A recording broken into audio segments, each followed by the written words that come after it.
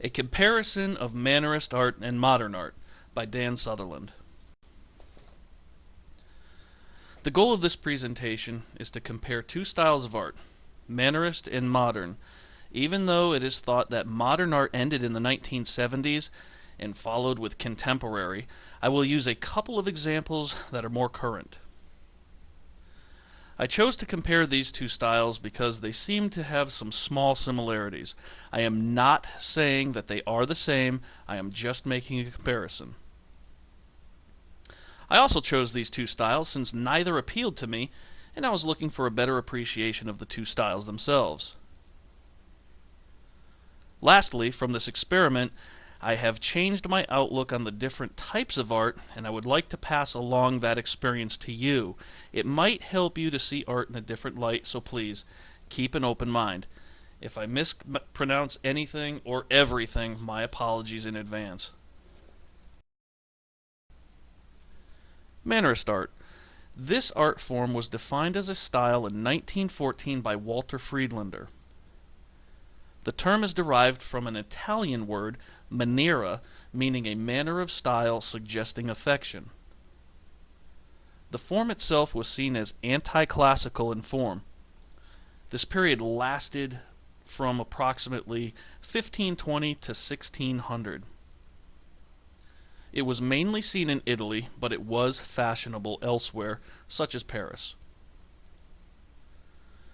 This art was never intended for broad public appeal, but instead it was aimed at the sophisticated, elegant, aristocrat sensibility of the 16th century, which is why I guess it never appealed to me. Modern art. These are works that are generally thought to be between 1860s and the 1970s. Contemporary art is said to be our presiding art form now. I am not making any distinction between modern art and contemporary art. During the gathering and research phase of this, I looked at many modern art museums, and they had no distinction between the two. Many of the art displayed in the modern art galleries were a mixture of art from the dates between the two time frames. This art form is supposed to denote a philosophy during the modern era. This form of art lets go of the traditions of old and opens up to experimentation. Several pieces of art from this time frame were created with very unconventional items. The art itself moved away from telling a story and lets the viewer create their own. I think that is the important part of modern art, letting the individual come to their own conclusions. Giuseppe Arcimboldo. The Holy Roman Emperor Rudolph II commissioned this painting. Arcimboldo creates Rudolph's image as the character of Vertumnus, the Roman god of plant life, growth, the change of seasons, all compiled with fresh fruit and vegetables. Arcimboldo is a well-known Mannerist painter. In this painting, the artist uses a very abstract form of painting, just as is used in modern art. The use of plants to complete this portrait interjects a philosophical stance depicting Rudolph as someone in touch with nature, again, just as a modern artist might do. Parmigianino, Mannerist art. In this painting of Madonna, Parmigianino uses techniques of the Mannerist such as the long neck and the massive lower body. The small figure to the bottom holds a scroll and is dressed in robes. This has a philosophical feel as the viewer seeks to find a meaning for this figure, just as modern art has the viewer seeking a conclusion on their own. This is a painting from the artist Kajal Severi called Facing the Storm. Even though it was painted in 2012, it is what I would consider modern art, especially since I retrieved it off of a modern art website. As with modern art, it invites the viewer to take a deeper look into what is painted. To some, it may be just color on canvas. To others, it may seem like pine trees in the mist. Where this has a connection with the Mannerist art to me is how it will not appeal to the masses, where some see art as what their definition may be. A pine tree should look like a pine tree, and everything should be in perspective. This is the 2012 painting by Jacob Kendall called Right Turn Roundabout. Holding true to the modern art theory of experimentation, Kendall gives us a painting that one needs to examine to understand a meaning for themselves. As with Facing the Storm, this painting is completely anti-classical, as is in the Mannerist style. There is no story to be told, so the viewer looks for meaning in what they see. Is the left side greater than, or is the painting pointing to something greater on the right? In this painting by Jojo called I've Seen Heaven Too, what does the viewer see, and what is the artist trying to convey? Is there a narrative? Are these angels flying to heaven, or perhaps heavenly lights?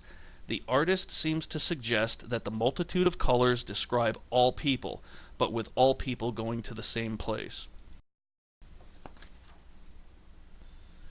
This is an untitled 1951 ink on paper piece by Jason Pollock. The fact that this is ink art suggests an air of sophistication in the Mannerist style. Is this art that would appeal to the masses, or, true to Mannerist art, is it aimed only at a certain segment of the population? The artist Wanley painted "They're building over there" on a black background.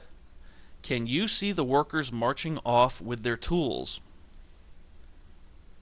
As in the Mannerist style, does this suggest affection toward the worker as they work at night? Will this only appeal to some? Now, foregoing the technique, which painting speaks to you? Which painting appeals to you? What draws you to either picture? Is it the technique or the skill of the artist? Possibly the story that your mind sees is the most important part. How about these two? Which one has a greater emotional impact? Unfortunately, Parmigianino, the painter, died before the painting on the left was finished. Under Mary's right elbow, you can see the non-finished face of another angel. Both paintings have a religious tone to them, but which one has a bigger emotional impact to you? How about comparing two like styles? Which one speaks to you? Perhaps comparing the Mannerist art to each other is a better way to see what style you like better. So, what about the 4 modern art paintings? 1, 2, 3, or 4. If this was a test and you had to choose the 2 that you liked best, which 2 would they be?